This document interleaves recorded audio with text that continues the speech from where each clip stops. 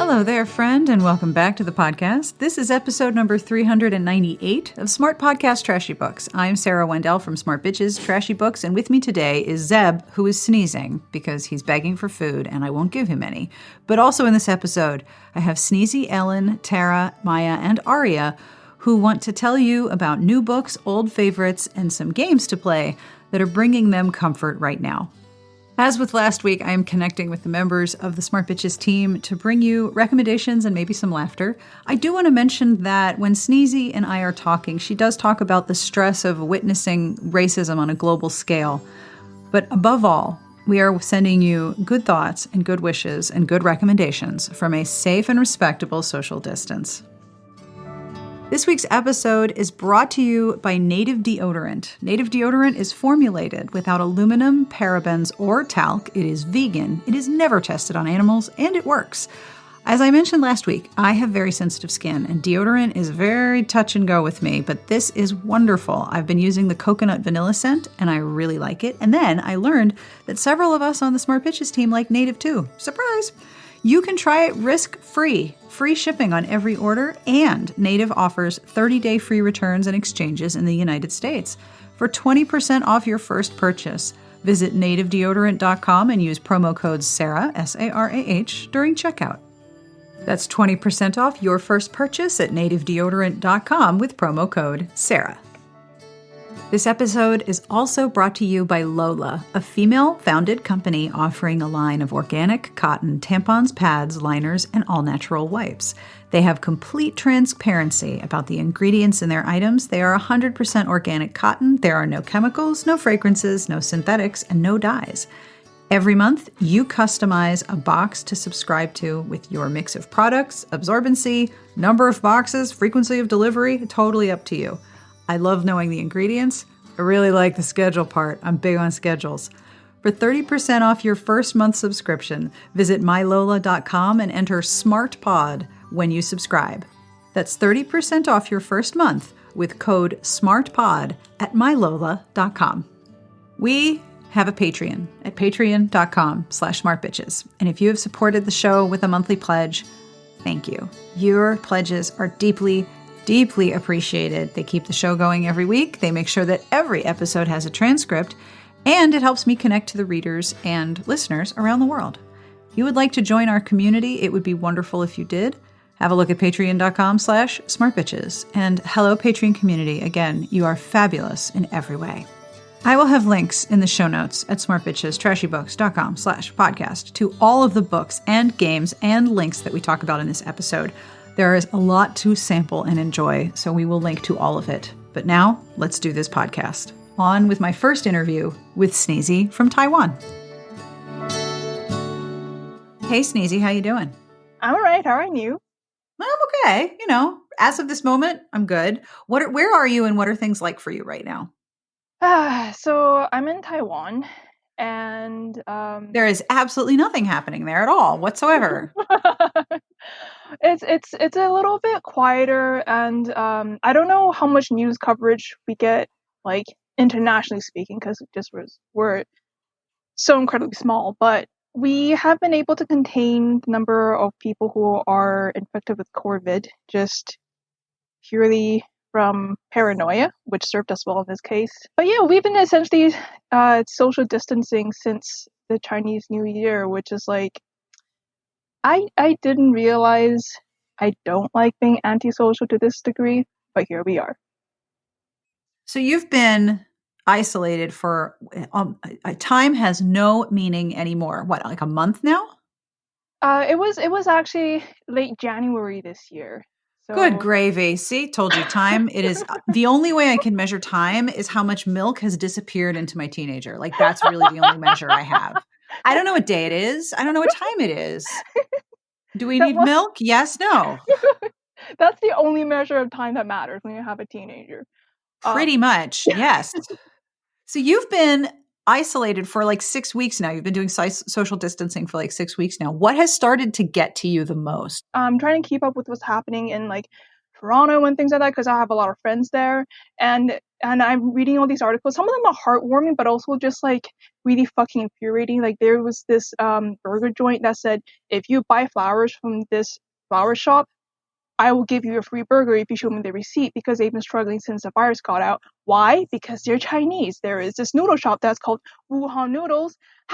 Do they not realize how geography works? You name a thing after a place doesn't make it the actual place. And then they're like, oh yeah, we've been getting like a lot of fucking ton of racism. And it's like, this is like super fucking stressful. And it's just really infuriating. And it's that kind of thing where it's really weird because like, when you're Asian, you realize you have a certain amount of privilege from this kind of quote unquote model minority bullshit. But then when these things happen, is like, yep, they've always been there.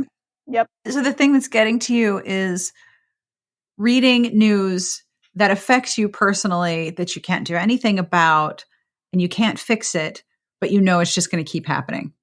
Yeah, and it's just really scary. It's also this weird thing where, because I am in a more privileged position where I'm in Taiwan, I don't look like the minority here. So it's not like I'm feeling it personally. Like no one has ever called me a derogatory because of this to my face here. It's just that thing of knowing that, well, maybe this shouldn't get to me as much as it does, but being really fucking angry and depressed because I see it everywhere. Mm-hmm. Can I give you a piece of advice? Yes, please. There is no should. There is no should that you should feel something or you should do something. There is no should. This is a global, complete clusterfuck. And there's no prescribed behavior or expectation that you can place on yourself. Our job is just to get through it and take care of ourselves and each other moment to moment. So adding the pressure of should doesn't help. And I do it too. I've tried so hard to remove should from my vocabulary, and I've realized how much I tell myself, you should do this. Fuck should. Fuck should off up here. Should can go, yes. Should can go fuck itself and then keep going and fuck off again and then fuck off some more. And then when it gets back here, it can fuck off one more time. Fuck should. There is no should.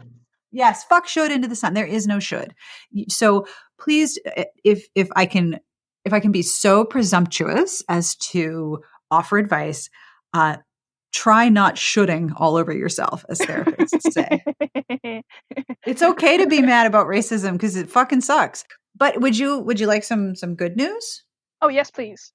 There are so many people around the world working together to make sure that everyone has food. Oh, that makes me so happy. Just like on so many levels, like we're banding together and we're feeding each other, and food is a beautiful thing. Thank you. That makes me so happy. Our school district is now using the school buses, because our schools are not in session, to deliver food to many different locations throughout the county. And so not only are they delivering meals, and anyone under 18 can get breakfast and lunch takeaway at all these different locations. It doesn't matter if they're a public school student or not, but they're doing backpack food, and they've partnered with a hunger charity to make sure that there are food distribution centers. So the school buses are driving around the county full of food. The cheese wagon is bringing cheese to everyone. This is great. Right? It's like, okay, a lot of stuff sucks, but there's also places where there's food. Hi, Kitty. And Wilbur is here. My coworker has arrived for business. Hey, Wilbur. Hello. He's going to try to climb in the sound box because there's foam in there, and he's like really obsessed with it. He wants to play in the foam. So, what recommendations do you have for comfort and solace for other people? What recommendations do you want to make this afternoon?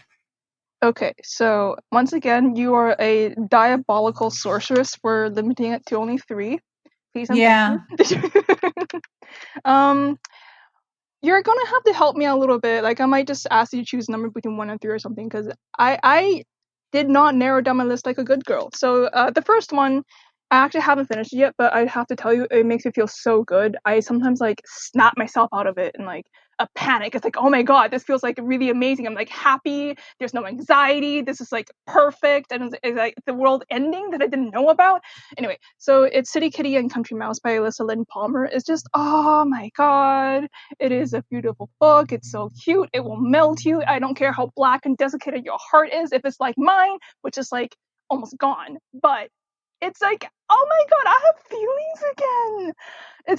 It's this lesbian couple, and it's like insta love, but better. Do you have this like half Chinese person and this lady and one's like a high powered lawyer trying to make it into a partner, and the other one is like this happy farmer who's really talented in other things. And then they meet, and first she falls in love with blackberry. The lawyer falls in love with the city mouse's blackberries, and then they fall in love with each other, and it's just amazing. And everyone should read it and realize there's good things in the world. Like you told me about the cheese wagon bringing everyone cheese. This is that, but in a novel. And yeah, the world might end while you're reading this book, and you won't know about it because it's just that good. And then I think my next recommendation, will be Nonviolent Communication by Marcia Rosenberg. Not because it will necessarily make you feel good. It did for me, but it's just because we're all going to be cooped up in a very limited space for who knows how long, because anyone who tells you it's just going to be 14 days, No. it's a liar McLiar pant. Part of my background is in facilitation, and is that like mediation? yeah. So I'm not. I can do some mediation, but I'm not someone you would look to as like a therapist or whatever, like for family counseling, nothing like that. But I am the kind of person who's supposed to like keep the conversation going and hold space for people and like really hear people out, even if they're saying things that I don't personally agree with. Oh, hello, doggy. You get both dogs right now. I just want you to know this is very special. I feel very happy right now. I feel like they're saying hi to me. I want to give them cuddles. Well, let me see I don't know what they're barking at. Probably a truck backing slowly up the driveway. Or someone is walking their dog and they take great exception to it. So yeah, both Buzz and Zeb would like to tell you they support your choices as a facilitator to hold space for them to bark right now. Well, they're much better than some people. Putting these things like nonviolent communication and whatever into practice in your family is not easy and oftentimes feels impossible. So if you feel like it's not realistic or is just not helpful or whatever, use the techniques in this book on yourself and get in tune with yourself, because that's what I think will really be helpful, because you can't control people outside of yourself. How do you advocate nonviolent communication with yourself? There's a lot of literature that says very similar things to what Rosenberg is advocating for in this book, right? Because a lot of things really line up, things around like shame is not helpful and largely guilt isn't either. And needing to be gentle with yourself and loving yourself first and best is not a narcissistic thing, right? Okay, so I'm actually going to go with Cheese in the Trap as a webtoon. You may have heard of it. It kind of blew up a few years ago. It is long, and you will probably be able to be very good friends with it for like, I don't know, I want to say at least a week during, our social distancing project here. It's a bit hard to describe because it's the kind of, okay, first of all, it's a romance. It's about this girl, she's in university, and she's having some issues just sort of in her social circle. Like, not her inner social circle, but just like in her year and the broader sort of university community in her degree program, I should say. There's this guy that he's as smart as her. She's one of the top students in her class, right? And they just don't get on. It's not a competitive thing so much as like, I low-key think he's a sociopath, but I can't prove it. Everybody likes him. And I don't know why I don't like him. Maybe I'm just petty, but I don't like him at all. And he's done some things that I can't really describe. And if I did, it'd sound like I'm crazy and overly sensitive. But he made me feel humiliated and small. And I just want to keep away from him. But then suddenly out of the blue, hey, you want to get dinner together? And then they ended up going out somehow. And it's just always this thing of, he's doing really nice things for me, but I can't stop thinking about what happened back then. I'm feeling really good right now. But like, how do I talk about what happened back then? Oh, I guess we're not going to talk about what happened back then. But I can't stop thinking about it. Right? And in their social group, he also has more power than her. He comes from a wealthy family, right? he's more popular than her, and he's a little bit stronger than her academically. And this is set in Korea, so that's kind of like an up on the social ladder. And I'm gonna stop giving away spoilers. It's really good. You should go read it. Okay. So what wishes do you have for the world when people listen to this? What wishes do you have for people? Get snacks. Snacks are really important. You don't think they are until you don't have them.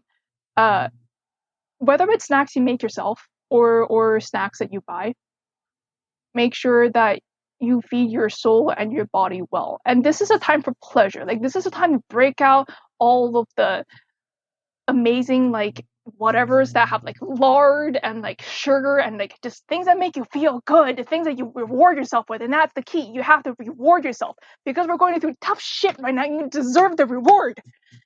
Yes.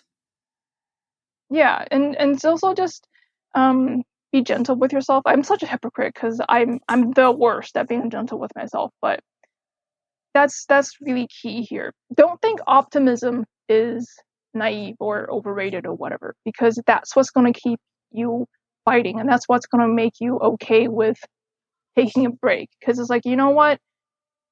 It's okay if I just turn off for like X amount of time. It's okay if I don't perform the perfect employee in closed doors right now. It's This okay. is hard. It's not easy. I beat myself up for beating myself up, right? It's like, Of oh, I should course. know better. Well, you know what? We're all learning. We're all doing the best we can. Love yourself first. Love yourself best. And if nothing else, especially for those people who are quarantined with only themselves right now, this is a really good time for that. I feel like now is a time where we have no more excuses to not get in touch with ourselves. You know? Yep. This is going to be hard because we are around ourselves and each other so much more right now. Yeah, and it's just like, I'm also really bad at this, but you have to really learn what you need. Because if we keep telling ourselves that what we need is stupid, that's beating ourselves up. Like, if That's not I going to need help. to, if it makes myself feel good, I'm gonna do that.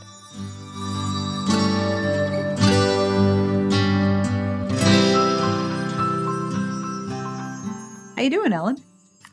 You know, I would say I'm good under the circumstances. Yeah, I think that's pretty much everyone's answer, right? Yeah.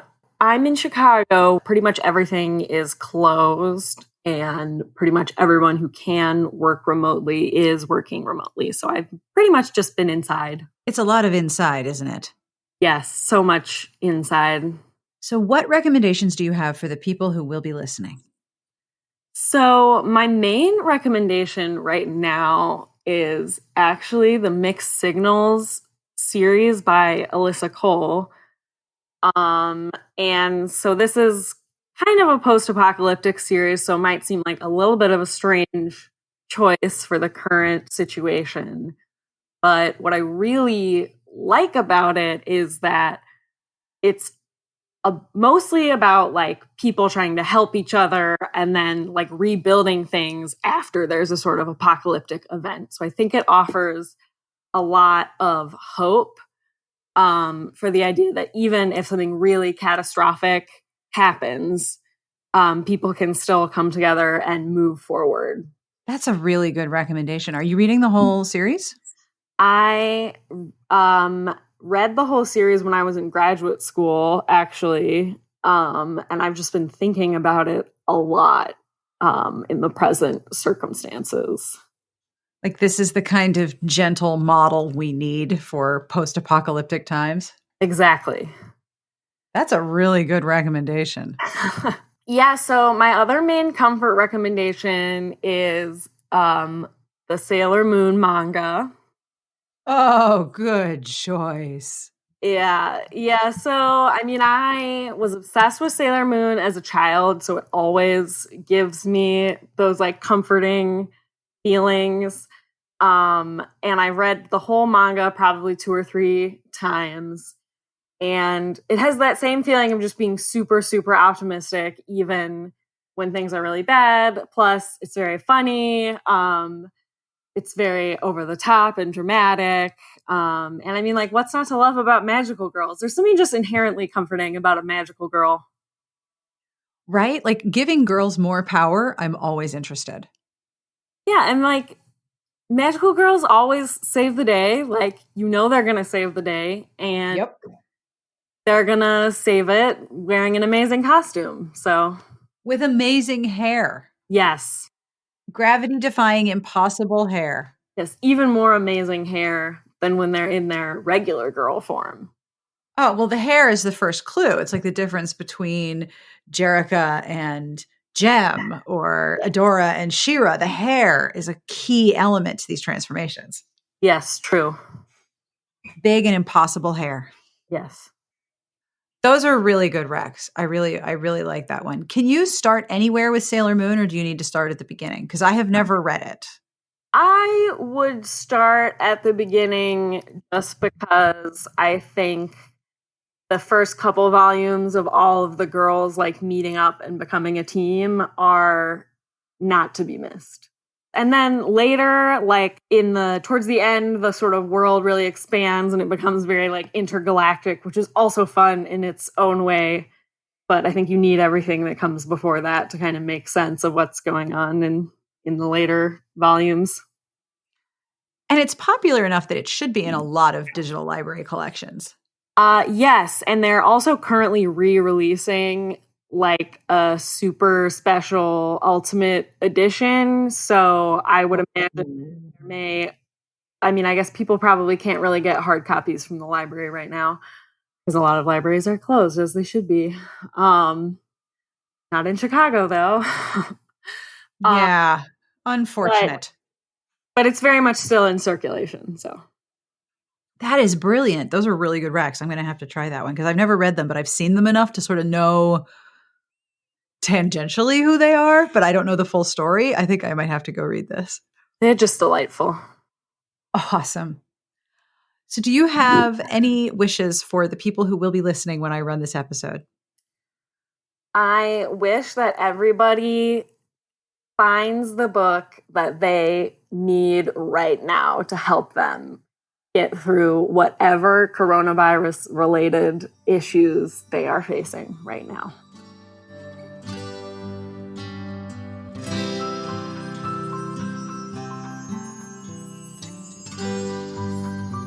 Maya, how you doing? You doing okay today? I am doing okay. I'm self quarantining, so I haven't left my house at all in a little over a week, and so it's as a person with generalized anxiety, it's been a deep gift that I don't have to say it's me why I don't want to leave my home. It's what the world is telling everyone, but it's been a little challenging because it's like I would like to be in the sunshine a little bit. So what recommendations do you have?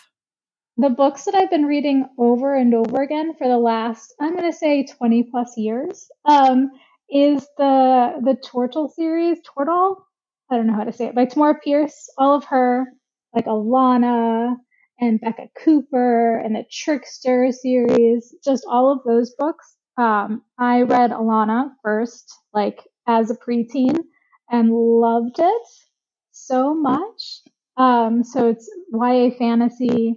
Alana is a girl who wants to be a knight, but girls can't be knights, so she switches places with her twin, who's a boy, and she pretends like she's a boy, and then she spends, 4+ years telling everyone around her that she's a boy, and she becomes a knight, and then her secret is revealed, and everyone is mad that she's a girl who became the best knight ever in the whole wide world, and so I really love those books. And as Tamara Pierce, expanded the world to other series, it's one that I go back to a lot. And it must be nice to sort of re-enter that world and visit with all of those characters. It really is. As an adult, the reading of Alana's relationship with like Prince John, who's her first love, is interesting because the he's the prince and she's just a girl who's a knight, and so he sometimes wields his power both in terms of his gender and his position at court in ways that is like kind of shitty. Like, and he doesn't even, he doesn't realize how much power he has and like how, you know, Alana is hiding her gender, and has to be not even like twice as good, but like 10 times as good as everyone around her. Because the part where she knows once everybody realizes she's a girl, that she's a woman, that, everything she's done will be brought into question, and she will be dismissed just outright. And like John never really quite understands that. And so when she moves on to George, who's the like he's the king of thieves basically in that kingdom, he he understands sort of a little bit more like what exactly she's risking and how hard she's working to be accepted and to prove herself. And so I'm very, as there are some folks I think that really think the Alana and John relationship, they ship them really hard, and it's like, no, he would never actually understand her, because he's too busy like thinking the world will do whatever it is that he wants, because that's what's happened more or less in his life. Do you love hiding your identity stories? I do. It really gives the character a chance or the control to define themselves in a way that they wouldn't have been able to, which I sort of like as a person identify with a bunch. Sort of being a woman of color who has entirely too much education. The body, me as my body, sort of precedes like me and my brain, and so a lot of times folks are judging me on like what it is that they're seeing as opposed to what it is that I've achieved. And so I like so deeply identify with that like desire to be like, nah, you don't actually see me, and this is who I am. And folks being able to really control that. As a person also with some control issues, I really identify with that too, being like, no, this is who I am. And this is the only way that you actually get to perceive me. Also the part where they're engaging in this explicit critique of the culture they're in and the society that they're in. They're hiding and rethinking themselves and pushing back against sort of the normative expectations of culture is something that is so powerful, because of the fact that it feels so impossible sort of in the day to day, right? You try to push back against racism or sexism, pushing back against patriarchy or white supremacy, and it feels like an impossible fight. But you have these narratives where like Alana is pushing back against this patriarchal society that says that she cannot be a knight because of her gender, and then she does it. And so then she's like, well, I did it, and I still have, you know, these secondary sexual characteristics at me, but you're telling me that you told me would make it impossible for me to be excellent, and here I am being excellent. So then what? Like what? Try me, like come at me. So you recommend the whole series? So my favorite in the Tortle series is Alana, like I said. But like tied for second, and I was wrestling over this, is the Becca Cooper has a series. And so she is the like great grandmother of George. And so she is being placed maybe a couple hundred years before the Alana series, and she becomes a cop. And so she's coming from these extremely poor circumstances where basically she was orphaned at a very young age and taken in by the head, which is like basically the head of the policing system. And she decides to become a cop. And so you have this really deep examination both of what policing means from a person who had lived in a highly policed community, but then also this woman who believes very much in the need for that type of intervention. And I really liked that sort of more sophisticated analysis of good and bad, and how sometimes they look pretty similar. Yeah. Right. And this person who has to decide like what side she wants to be on. And she's surrounded by people who jump that line. And then the other one that I really love is the trickster's duology. which is following Alana's daughter Allie.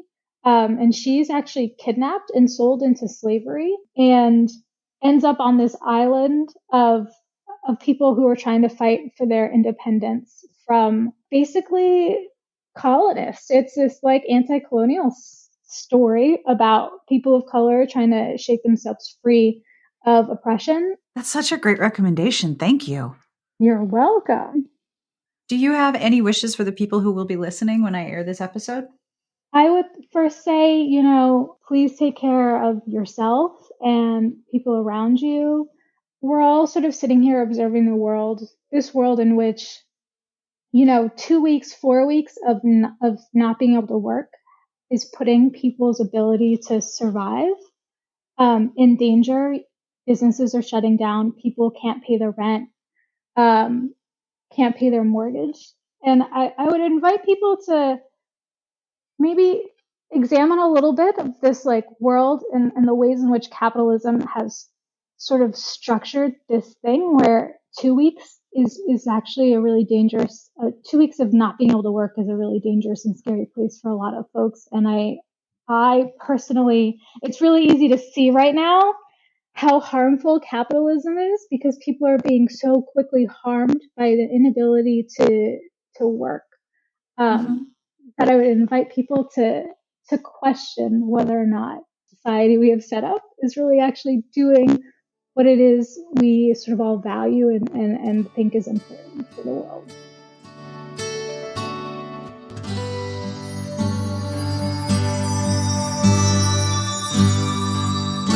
So how you doing, Tara? What's going on with you? Oh, just mild national quarantine, no big deal. It's just like my literal nightmare fuel happening all the time. No. That's like, no. Honestly, I cannot read pandemic books. I can't watch pandemic movies. I mean, thankfully there's a lot of actually good measured media things about it. I think the thing that I'm struggling with is some of our parents, my dad especially, and my husband's dad, have not been the best at social distancing, and they both have compromised healths. And I'm like, what are you fucking doing? There's only so much we can do. But our little family of 4, we're doing our part. Unfortunately, it's been cold as balls in Calgary, so we have not been leaving the house very often. Yesterday, Neil was able to take the kids out sledding because we have a little hill near us where apparently all the families were having their own little parts of the hill, making sure they were keeping separate from the other families. I know it's, it's hard. We have a 5-year-old and an 8-year-old. The 5-year-old actually doesn't mind. About 3 weeks ago, like kind of before this all exploded, she said something to Neil one day about, well, I just want to lick my hands so you all get sick so you can just stay home with me. Which I thought was one of the most demented things I've heard. So are you locally being told don't talk to anybody, don't play with anyone? Or do you have specific guidelines that you have to follow? Is it for your whole province? Is it for the country? Like, what are the restrictions that you're under? We're being strongly encouraged. I suppose that's the Canadian way because we're also polite. We're being strongly encouraged to not go out unless we absolutely have to. I'm lucky enough that I work for a tech company where we all have laptops anyway. And so last week, about a week and a half ago, they said, we're just all working remotely. That's how it is. So all the meetings that I have with my coworkers, there's at least 5 minutes in every meeting of just trying to connect and talking about how weird it is. Mm-hmm. And I think everybody that I'm talking to is just mourning right now because we don't necessarily all know somebody who has COVID-19, and we don't at this point, at least here in Calgary, don't know many people who've died. But it's like mourning the lives that we had a week and a half ago. Oh yeah, and absolutely. I just saw someone talking about that it is normal to just cry or feel like you're going to lose it because you're mourning the loss of a life that you had 2 weeks ago. That's right. And we don't know how much of that we're going to get back. So schools have been closed indefinitely here. I was going to ask that. You guys have been closed possibly for the rest of the school year. That's right. We got an email finally yesterday from, I don't know, the Board of Education or whatever. Basically, it sounds like, so they're on March break right now, or spring break, or whatever you guys call it. So they have 2 weeks, I think, for the teachers to figure out how they're going to continue to provide resources so kids can learn. So in the meantime, my husband has gone from like just a dad to also a math teacher and a reading teacher and all that. And, you know, I think we're very much identifying with Shonda Rhimes' tweet about how teachers need to be paid like $1 billion a week or a day or whatever it was. Right? Because this is hard. Oh my God. He doesn't get paid enough. He needs a raise. I know, right? That out.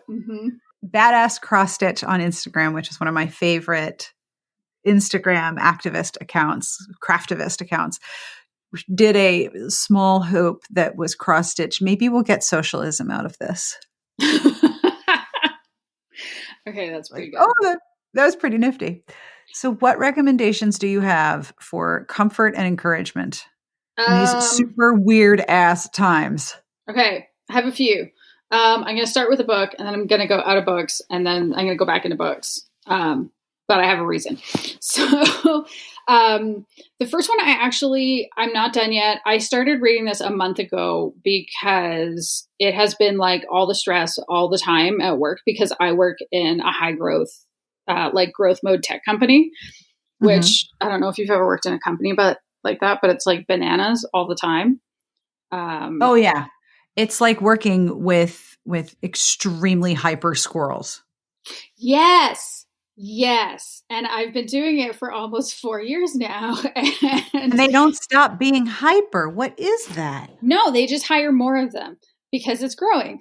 So there's more and more hyper squirrels all the time. That's a perfect way of putting it. Thank you. You're welcome. Feel free to use that far and wide. And it was like our busiest time. I'm on the marketing team, and the busiest time of year for the marketing team is always January and February, because we have our user conference every year in February, which we still had. So I thought I need to do something for myself, and I picked up the book Burnout by Emily Nagoski. Oh, I love that book. Isn't it the best? It is. It. No, they have a podcast too. It is the best. And at this point, I would say I don't recommend it as comfort. I recommend it as survival reading right now. Even if people only read the first section about completing the stress cycle, I have been clinging to those tactics. It's been so helpful. So I've been exercising more. I've been actually purposely like setting up meetings, 1 meeting a day with a colleague, just to connect, so we can talk. So we can talk our shit out, and it's so helpful. You know, cuddling with my family, taking the dog for a walk, all of that stuff. But like, now is the time to lean into your stress management practices, because it's not going away. No, and it's only getting harder, because the longer we sustain this constant level of change and alertness and rumor and what's going to happen next, the more energy our brains and bodies use trying to manage the stress of all those changes. Like, we've lost all of our autopilot. So completing the stress cycle becomes bigger and bigger. It's a bigger cycle that you have to close. I am so with you on all of those things. I've been doing the same thing, and it's made a noticeable difference. Yes. I mean, I can tell the days that, so I find that for me, it's better to exercise a half hour, 5 or 6 days a week than it is to do an hour, 3 days a week. Because if I work out, right? Like, if you work out hard enough in that half hour, you're going to burn off some of that stress. But if I don't do that, I can tell the difference. If I skip meditating for 1 day, I can tell the difference in my sleep that night. Oh, yeah. So that's the, so my first recommendation is, honestly, everybody, as much as you can, complete that stress cycle. Yeah. Every day. It's such good advice.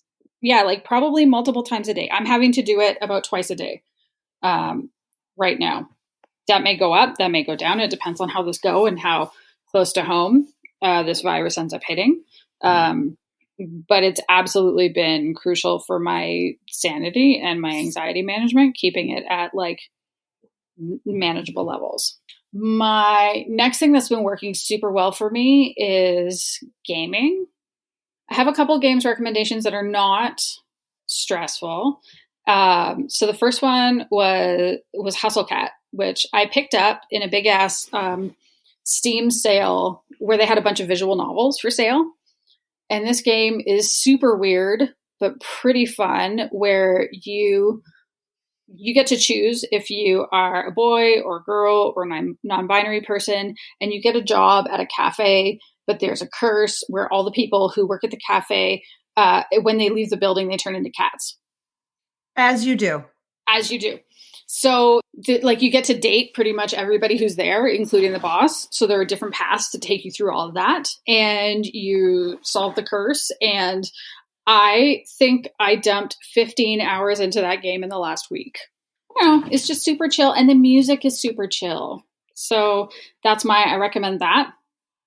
And then I recommend one more. It's called I Love Hue, Hue. It's incredibly soothing. It's a puzzle game where it brings up a bunch of squares and it shuffles them, and then you have to put them back in the right place. But it always does some kind of like a color gradient. Yes. The only thing I'll say is that if you have any kind of color blindness issues, this game is not going to work for you. So I apologize for that. But this is one that I've been spending a lot of time with, because it just puts me again in that kind of meditative state. It's really satisfying when I get it right. And every time you get a puzzle right, the game compliments you. That's so lovely. I love that part too. Mm-hmm.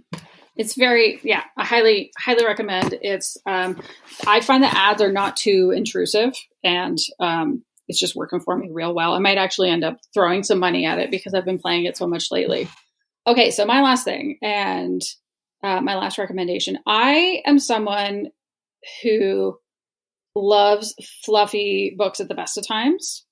I don't mind angsty books, but when things get tough, like right now, I especially can't handle like creepy stuff. But I don't want to reread a book. I still want to read something new. And I decided to pick up a Christmas book that I'd never read before. I know it's March, but it worked really well for me. So I picked up, it's called Christmas in Maine, INN. So it's a cute pun, I guess, by Chelsea M. Cameron. And it has this grumpy, non-binary demigirl named Colden, who sometimes uses they, them pronouns and sometimes uses she, her pronouns. And she doesn't like anybody. She doesn't really have many people in her life, but she decides that for Christmas, she is going to treat herself and get an Airbnb in Maine. She's super excited about this. She's just going to read, and she's going to have wine. She's going to have good food, and it's going to be amazing. And then she gets there, and the property doesn't exist because she'd been screwed over. And she has to stay at this lovely, beautiful inn that's close by that is actually owned by her coworker's family. She hates her coworker. Oh, no. But as it is an enemies to lovers situation, it's so freaking cute. It's so cute. It was like, honestly, I'm so glad I picked it up. It was the best choice. I like every Chelsea M. Cameron book that I've read. So I can also say, if you want a bunch of fluffy books, go run at all of them. And one other recommendation, if you are not into, like if nobody wants to pick up Christmas right now, is called In Her Court by Tamsin Parker. It takes place at an adult sleepaway camp, and it has it's another FF book, and it is a like falling for your best friend's sister story. It's super cute. It has all the geeky references. If you want like somebody who's into Star Wars and Wonder Woman and all that stuff, falling for her best friend's little sister, that's the one. Do you have any wishes for people who will be listening when I release this episode? It's actually pretty similar to what I tell people who have just had a baby, which is it's going to be hard, and that's okay. You just do your best. Yeah. Just do your best, because at the end of it, all that matters is that, you know, everybody is as healthy as they can be. Whatever your coping is, as long as you're not hurting anybody, lean into it. And also, sorry, the other thing I'll add is that it's hard for everybody, but like, it's okay. Even if you're doing well, it is okay to still acknowledge that it's hard. That's the thing that I've been having to remind myself, because I know that I am so much luckier than many people right now. I still have a job. Like, that's great. But that doesn't mean that my hard moments are less hard. It just means that my hard moments are different. And I think we all need to give ourselves permission to acknowledge that and just work with it so that we can figure out what our new normal is. It's hard when your new normal is new every third hour. Yeah, and there's like kids screaming in your face about it.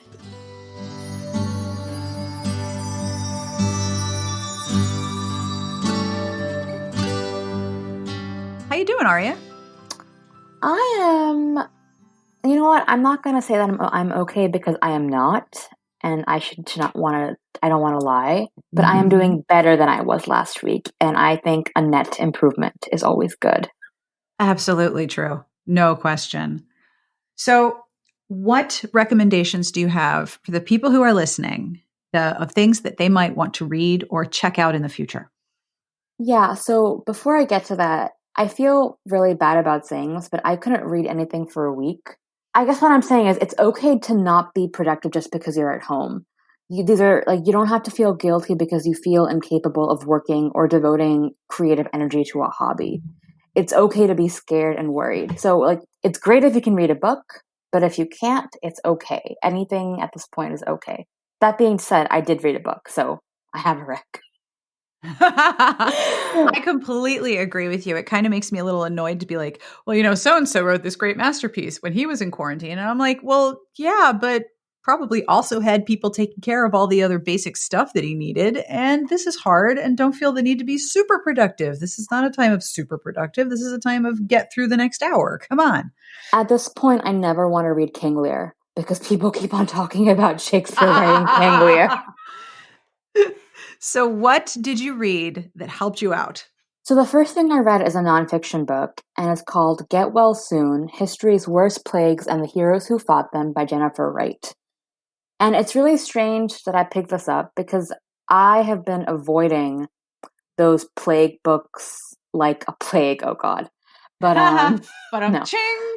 No, because people keep on making lists of like, here are my zombie apocalypse books. Here are my pandemic books. And I feel like there are people who really enjoy it, but I did not want to go that route because even imagining it in fictional characters was difficult. But then I saw someone I follow on Twitter wrote this book, and she said it was funny. So I said, okay, let me read an excerpt and just try it. And the reason why this is really good is that it's funny. There's so much black humor. It's terrifying, and it's about history, and it's about like cholera and the plague and whatnot. But it's like you can't stop laughing while you're reading it. So for people who are really, really scared and they want to learn more about plagues, but they don't want to like just start crying all the time, read this book. The introduction is so weird to read because it was written in 2017, and the author is like, we haven't had a serious illness in about 30 years, and we may not ever see one again in our lifetime. And it's like, 3 years later, here we go. Surprise! It's just, yeah. So I am reading the ebook, but I've heard that the audiobook is very good too. And I don't know about you, but like, and when it comes to social media and stuff, I am responding really well to the black humor tweets, like the jokes about quarantine and self-distancing. Like, I know that people think that maybe it's a bit inappropriate at a crisis, but I like the humor. I like the black humor. Like, I don't know how else to deal with this except to laugh. The nice thing about this book is that it's not dry. I really struggle with dry nonfiction, like many historical biographies. I think like even teenagers would like this. It's just like it's written in a voice that's very accessible to everyone. So I would recommend. I mean, I'm not done with it, but I've read half, and it's really good, and I rec it. That's awesome. Thank you. What else do you want to tell us about? Yeah, so I said earlier that comfort reading was not working for me, but what is working for me is reading that an author that I know that I love, but it has to be a new book. It cannot be a reread, because if it's a reread, my mind knows what's going to happen next. And then because I'm not as focused on the read, it then wanders to real life, being like, I should check Twitter now. But if it's a new book, then I'm like a little more invested to keep reading it because I don't know what's going to happen. And the book I chose is The Sword Dancer by Jeannie Lin. And I binged like 7 of her books in a week last year.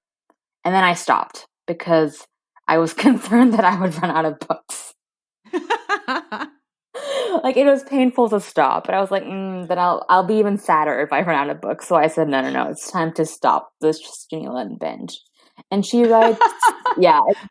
I could just see you putting this book behind glass and then like holding a hammer and standing there like, is it time? Is it time? Is it time? Well, that's what it is, right? It's a break emergency glass if needed moment. Totally. And if this pandemic does not qualify, I do not know what does. So if you don't know what Jeannie Lin writes, she writes Tang Dynasty Chinese historicals. And I just love everything about her. So this book, first of all, it's about a thief and a thief hunter. It's kind of like a Tom and Jerry vibe. The hero sees her sword dancing in a market, and then she runs away because she's been accused of stealing some jade. And he catches her, and he puts her in prison, and then she escapes prison, and then she steals his horse, and then he catches her again and takes her as prisoner. And then she runs away, and then it keeps going and going, and then they fall in love. So it's just fun. The thing about Jeannie Lin is that her writing is so beautiful, and I wish I knew more about prose because I don't know how to explain why it's beautiful, but I just marvel at her sentence structures. And the thing about Jeannie Lin is I just want to say she writes beautiful everything. She writes beautiful sword dancing, emotions, descriptions. Every single paragraph is beautiful. And this is like the perfect example of why reading books even 1 month after the next is so variant on the mood that you're in. So I had picked up Real Men Knit by Kwana Jackson. It doesn't come out until May 19th, but I had an arc of it, and I tried reading it like a month ago before the pandemic, and I DNF'd it like in chapter 3 because it is a perfectly lovely book, and it was about knitting, and like nothing against knitting. Like I know Elise loves it, and many people love it, but it's like not my thing at all, and it wasn't angsty, and it just felt so boring to me. But of course it wasn't boring. It just felt boring at the time because I'm a very high angst reader. And then I DNF'd it.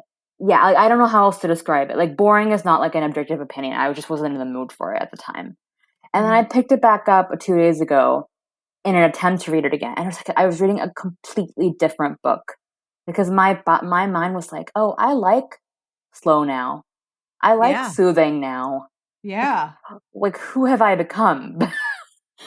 So it is just, so the premise is it's about these 4 young men whose mom owns a knitting store and she just died.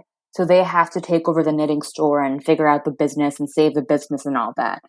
And one of the sons is reconnecting with the woman, but she's a family friend. And it's about family and it's about knitting. And I was not into it a month ago, but I am now. I don't know how, like, it's just a month ago, I was not in the mood for a soothing read. And now I am, and it's perfect. So it sounds like you found the book that works for you right now. Yeah. And I feel guilty that I'm wrecking it because it's not out for another month, so you can't one-click right now. But hopefully you can one-click in a month or so, provided that the release date is still May 19th. What wishes do you have for the world right now? Oh my God. If we could have a vaccine this second, well. That'd be pretty spiffy. I agree. I just hope everyone right now is just taking care of themselves. Yeah. And what I said in the beginning, like like if you're listening to this and you're like, oh, I can't read a book now, like don't feel bad. It's okay that you can't read a book. Like no one is required to do anything except survive at this moment. That is absolutely the truth. And if you get through the next 10 minutes, you're doing good. Yeah. Thank you for taking the time to help other people get through the next little while. I'm glad. Well, I'm glad I have a book to rec because I didn't last week.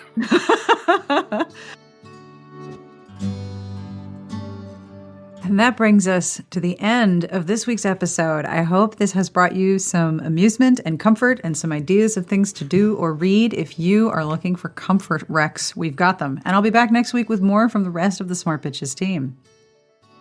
Speaking of Smart Bitches, if you'd like to come hang out with us, we got some things going on this week. couple of things, like a big major annual day for us. First, on Saturday, we have What You're Reading, where we all talk about what we're reading, and then you tell us what you're reading, and then we all buy more books because that's pretty much what we do all the time.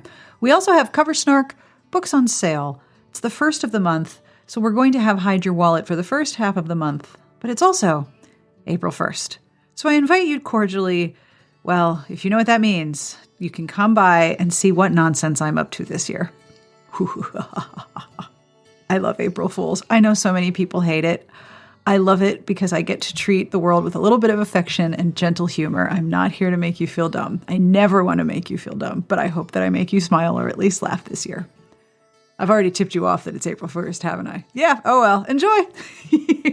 I will have links to all of the books that we talked about, and the games, and the articles, and the apps. So fear not. If you were thinking, I want to go find that, yeah, I got it in the show notes, smartbitchestrashybooks.com/podcast. You know you can count on me. I've got this for you. As always, I end with a terrible joke. Are you ready for a terrible joke? This is really bad. How do you get to the weight room at Hogwarts, which I'm presuming is closed, but presuming that it was open? How would you get to the weight room at Hogwarts? Through the dumbbell door. It's so stupid. I love it so much.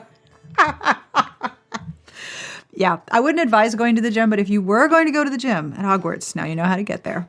That is from Jake Coke Tequila. That's a name from Reddit, and the Dad Jokes Forum brings me much joy. On behalf of all of us to all of you, we send you good thoughts and good wishes, of course, from a safe and acceptable social distance. Wherever you are, we hope that you are okay. And we send you best wishes for the very, very best of reading. Smart Podcast Trashy Books is part of the Frolic Podcast Network. You can find more outstanding podcasts to subscribe to at frolic.media/podcasts.